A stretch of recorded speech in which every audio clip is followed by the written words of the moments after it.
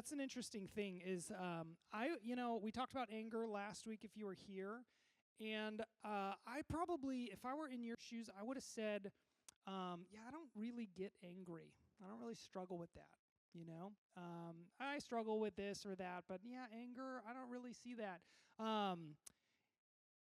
Many years later, I was like, oh no, I just don't even realize that I am very angry about a lot of things. And now this is really hard to deal with. And so if you're there being like, hey, I don't really get why we're talking about this. This really isn't super relevant to me. Just pay a little extra attention, okay? And we're going to learn what Jesus has to say. But first, let's do a little recap. We're in a series called Relational, and it's about how we are designed for relationships. And can you remember, so Genesis 1, 2, and 3, Adam and Eve, the very beginning of the Bible, before the snake, before the fall, before they eat from the tree they're not supposed to, before that whole bad thing happens, God says everything good, is very good, but there's one thing he says is not good. Does anyone remember what is not good? Yeah. It's not good for man to be alone. We are created for relationships. We're designed to be at our healthiest, at our most productive, in relationships with other people. We're designed for relationships. So God says this is not good, and he gives to the man a woman. He gives to Adam Eve. But we talked about last week, it is not happily ever after at that point. So let's talk about this couple for a moment, Adam and Eve. God, they're representatives. They represent all of us, all of humanity. And God gives them a job. He gives them some things to do. Which is another way to say God gives us things to do. Can anyone remember what God gave Adam and Eve to do? What were some of their jobs? There was a job description, basically. Can anyone remember any of those things? What were they to do? Like, what do they spend all their time doing, Anyone? Yeah. Keeping the garden. Yeah, that was really important. Keeping the garden. Anything else that you guys remember he said to go and do? All right, well, let's read them to you.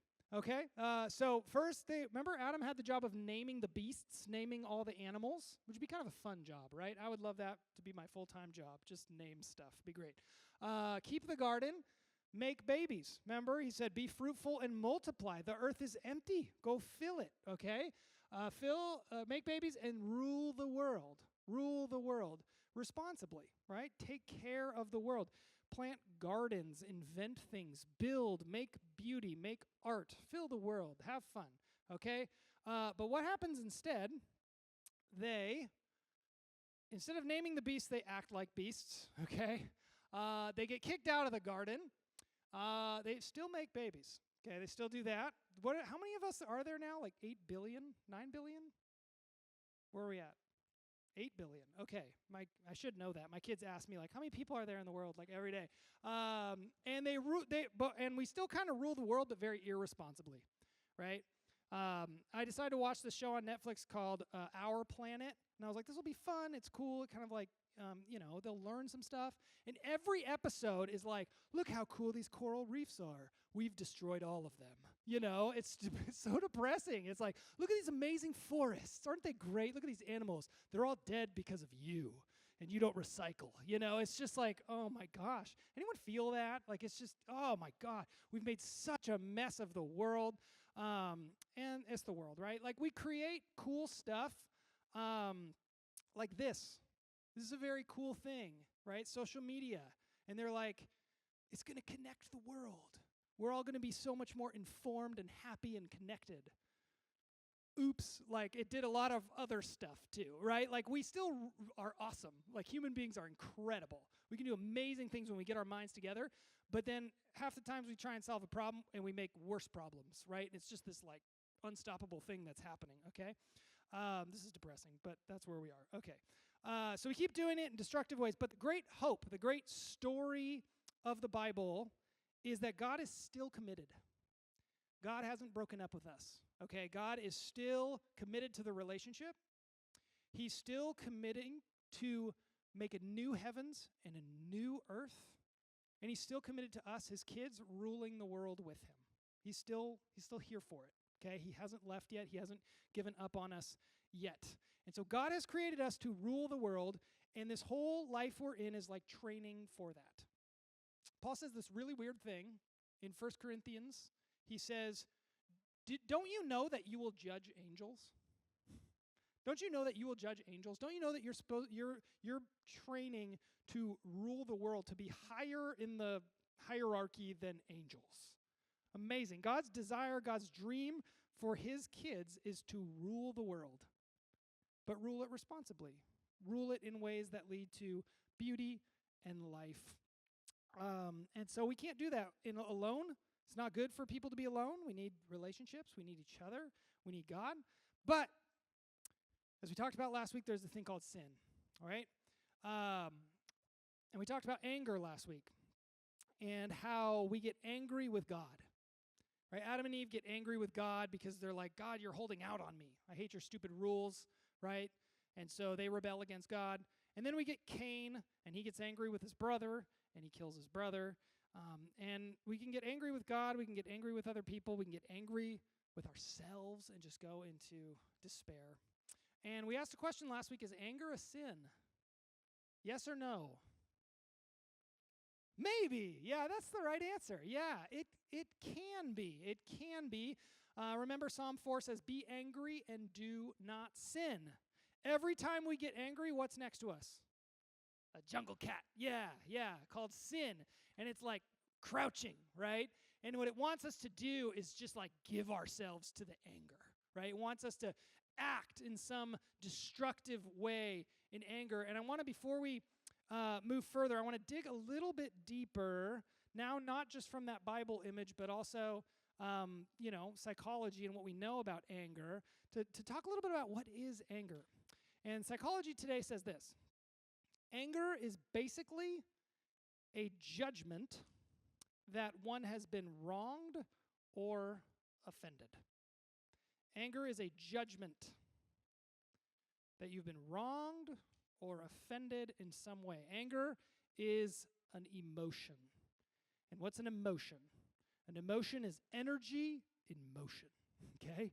An emotion is energy in motion. So anger is energy. Anger is energy. That's why when you feel irritated or feel angry, the hardest thing to do is just to sit still and do nothing, right? When I was 16, I punched a hole in my room in the wall, and I hid it for a long time with a poster. And then eventually my parents found it. And I was angry. I was like, yeah, it feels good to punch something. And that was kind of funny because I was 16. But if I did that now, it would not be funny, right? It would be very scary to my wife, be scary to my kids, right? So it's really, really important we learn to manage this energy.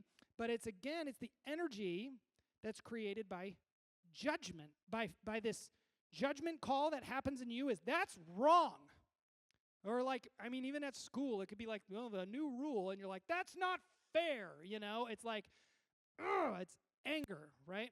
Something wrong needs to be put right. And so a good kind of Bible definition of anger is good energy, is good energy. God designed us to see wrong things and want to put them right. You understand that? God designed us that way. We should want to work for righteousness and justice and goodness and beauty in the world. He made us that way. So anger is good energy that sin, the little jungle cat, wants to use for destruction, wants us to use for evil. But remember what the Bible says, right? Be angry, but do not sin. Ponder on your bed and be silent. Paul puts it this way in Ephesians. He says it again. Be angry and do not sin. He says, don't let the sun go down on your anger. In other words, deal with your anger. Don't just be dramatic, right? Deal with it. And don't just stuff it, right? Don't just deny it exists, okay? The Proverbs and Ecclesiastes say anger lodges in the heart of fools. So don't let anger lodge in your heart. At some point, it's going to come out. It's going to do damage. I really like this quote I came across this week. This is back to psychology. This guy named Paul Rico, and he wrote this book called How to Be an Adult, which I'm still learning, okay? And it goes like this. It says, strongly expressed anger is called rage. And maybe you're like, you've never raged, okay, since you were like a toddler, so you're like, I don't really have anger, okay? But there's all sorts of other ways. Strongly held anger is called hate. Unexpressed anger is resentment. Anger can be unconsciously repressed and internalized. It then becomes depression. This isn't like clinical depression, but situational depression, which we all get, okay? In other words, anger turned inward. Anger is a very powerful energy that all of us experience anytime something's wrong. And we say, no, that's wrong, and needs to put right. God gives us like a surge of energy, right? It's not even something we think about. It's just comes up, right? And it doesn't even have to be like we were wronged or offended. We can see someone else bullied. We're like, that's wrong. And then we get a surge of anger. What do we do with it, right? We can see forests being destroyed. We can see animals being mistreated. And I'm angry. Now what do I do with it? Be angry. Do not sin. Do not sin. It's very hard, right? It's very hard not to do something about it, right? I want to retaliate at someone. I want to gossip. I want to go sideways. I just want to hold on to it. Whatever it is. So what we're going to talk about now is getting to flesh out a little more what Jesus has to say about going in response, right, in a healthy way, going toward others in a healthy way, especially people that we like can't stand. Is there anyone in your life you can't stand? Right? Maybe someone on your team, maybe a classmate, right? Maybe a peer, someone that like you have to be in relationship with. Someone you're kind of stuck with, but that you find like really, really irritating. Someone who you really, really find frustrating. You might even call them an enemy. In other words, another way to ask the question is, how do we have healthy relationships with people, with the people we tend to judge? The people we tend to judge. So here's what Jesus has to say. He says this is Matthew chapter 7. This is in the Sermon on the Mount. And he says, judge not that you be not judged. Raise your hand if you've heard this quote of Jesus before. Do not judge. Yeah? Just about everybody? Do not judge. For with the judgment you pronounce, you will be judged. And with the measure you use, it will be measured to you. So let me ask this question. Do you enjoy being judged? Anyone like, I love it. I love when someone's judging me. No one? Let me ask it in a different way. If you had the opportunity, so the Bible says everyone dies. Sorry, spoiler alert if you didn't know that. Everyone dies, and then we face judgment.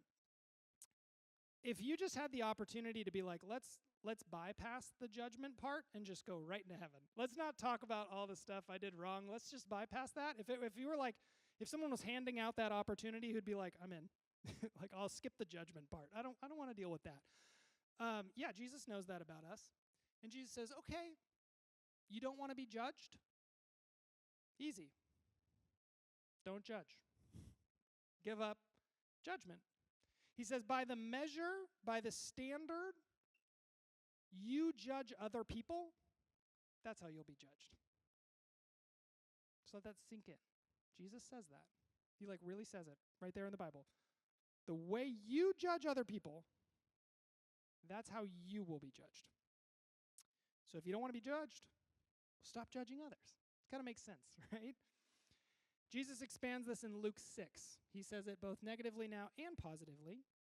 He says, judge not and you will not be judged.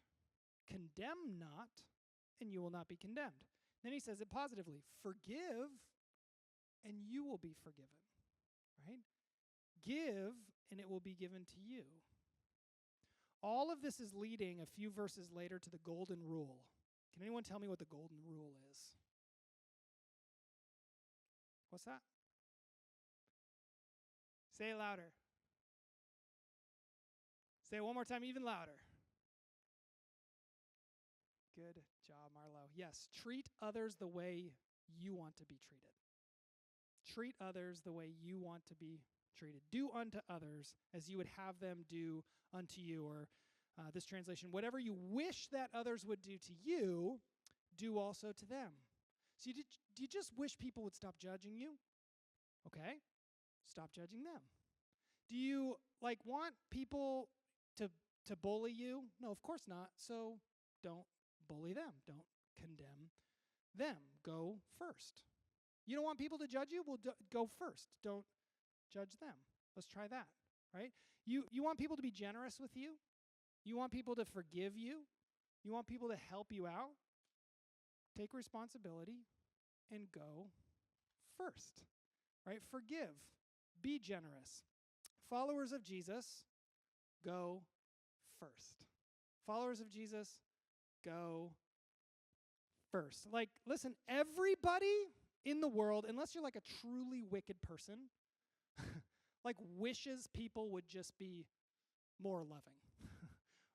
Everybody, unless you're really, really messed up, wants the people to be more loving, right? We want that, but what sets Christians apart is that we're to go first. Even if it means being misunderstood, even if people will not get it, not receive it, we're still going to give forgiveness. We're still going to not judge. Even if we're going to be judged, we're going to go first. That makes sense? We're going to go first. So here's what Jesus, in this statement of do not judge, obviously does not mean. He can't mean, well, just never get angry again. He can't mean just don't have any opinions at all. He can't mean don't make any judgment calls ever again in your life. Don't make any decisions. Just approve of everything. In fact, just be completely passive and just stay on your bed all day, never make a decision. Actually, that's making a decision to stay on your bed all day, so just try not to exist. Right? That's not what Jesus is saying. We're human beings. We're meant to rule. In order to rule, we need to know right from wrong, right? We need to know truth from lies. We need to make judgment calls. But what Jesus means is he wants us to notice how often we are being judgmental. How often we are being judgmental. Have you ever thought about someone? They're so judgy. Did you notice that's a judgment? You're judging that person for being judgy. Jesus wants to notice something that's so blatantly obvious, we're just so used to, we may have never even noticed it at all. It's like a fish noticing they're surrounded by water. And I am drinking this water, right? I am way more judgmental than I ever imagined that I could be. So here's what he says next. He fleshes this out. He says, why do you see the speck that is in their eye, but not notice the log that's in your eye? Why do you see the speck in their eye, but not notice the log in your eye? Or how can you say to them, hey, friend, let me take the speck out of your eye when there's a log in your eye? You hypocrite. Jesus doesn't say things nicely all the time. You hypocrite. First, take the log out of your own eye, then you will see clearly to take the speck out of your own eye. Okay, so think with me about somebody, just don't say it out loud. Somebody that you really wish would change. Somebody that you just really wish would stop just doing that really annoying thing. Someone you're stuck with, irritates you, offends you, wrongs you, drives you nuts. Now, I'm not talking about someone who threatens your physical safety, okay? If that's going on, you tell an authority. I'm talking about a peer, okay? And someone that you just, you cannot stand. Maybe you go at this person, maybe you gossip about this person, maybe you just try and avoid this person, right? But it's I really want this person to change. Here's the first thing Jesus is saying, is you cannot force anyone to change.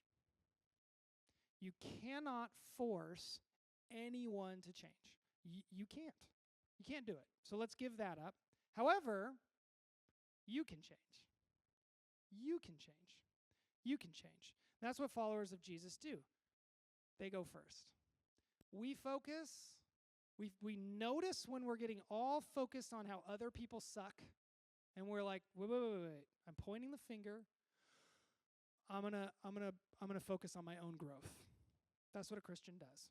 Okay? It's so tempting to just join the chorus of people being like, no, it's their fault, blah, blah. And we notice how easy it is for us to do that. And we pull back and we just keep growing. We just keep, I'm like quoting Dory from Finding Nemo right now, right? Like just keep growing, just keep healing, just keep following Jesus, right? Yeah, but they're over here doing it. But, like Jesus said to, what did he say to Peter? Peter asked about John, and Jesus is like, what is that to you? You follow me, right? You just keep following, just keep going after Jesus, keep healing, keep growing. Let me, come to Jesus and be like, God, I'm having such a hard time loving this person. I don't know how to love them. They're driving me insane, right? Help me. Help me see what I have to repent of. There's a saying that just is terrible because it hurts. It goes like this: if you spot it, you got it.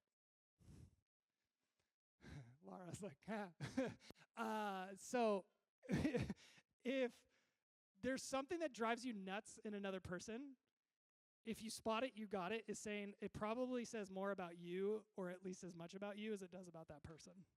Like if control freaks drive you nuts, there's a story there. You're probably just a different breed of control freak, And it's like it's shining a light on you. This is one of the most awful things to learn in your whole life, but it's healing, and healing really, really hurts at first. So Lord, what is the log in my eye? This is the going up, right? This is praying, this is journaling, this is help me, Lord, see why this is making me so angry. What is driving me nuts in this? But here's where Jesus is different. It's really common to hear today, like, you can't change people. We know that, right? You hear, you can't change people, focus on yourself, you do you, they do them, be themselves, who cares what they think? I don't know why I'm developing that voice as I say that, sorry. Don't worry about anyone else. Well, Cain didn't worry about anyone else, did he? I'm not my brother's keeper, right? That's not quite what Jesus says, because listen to what he says at the end. He says, if you successfully take the log out of your own eye, what will happen? See that? Then you will see clearly to take the speck out of their eye.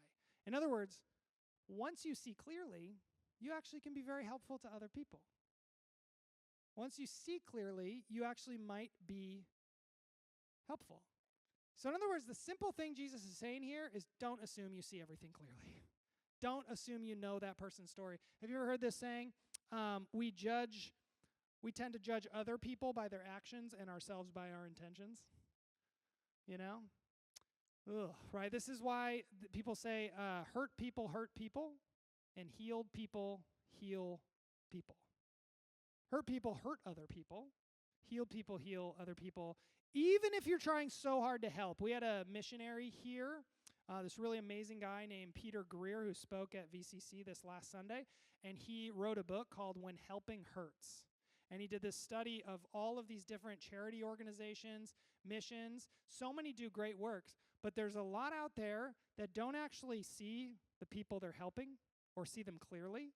And they just try and rush and help and deliver a bunch of aid, and they end up causing worse problems, right? When we don't see clearly, even if we're just trying so hard to help, we end up hurting other people. Jesus wants us to focus on learning to see clearly. He wants us to notice when we're starting to blame, starting to think we can fix other people, and just pull back, relax, and keep healing, keep growing. So when our focus as a follower of Jesus is in changing ourselves, not changing other people out there, but changing ourselves, growing, owning our part. When we get angry, when we get judgmental, we surrender that to God. We actually, amazingly, often unintentionally, become a part of what God's doing in the world, part of his healing work. Emotions become our friend rather than our enemies. And I'll just say, this has been one of the hardest things for me to learn, personally, in my life.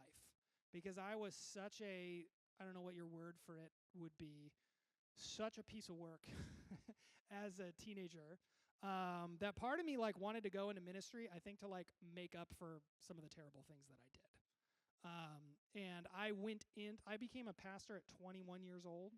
I proposed to my now beloved wife in a fight about whether I was ever going to propose. Like, I got off to a real bad start. Okay, I was going in to save the world, but really to save myself. And God has had so much mercy on me. So this is serious stuff. This is serious stuff. It's personal for me.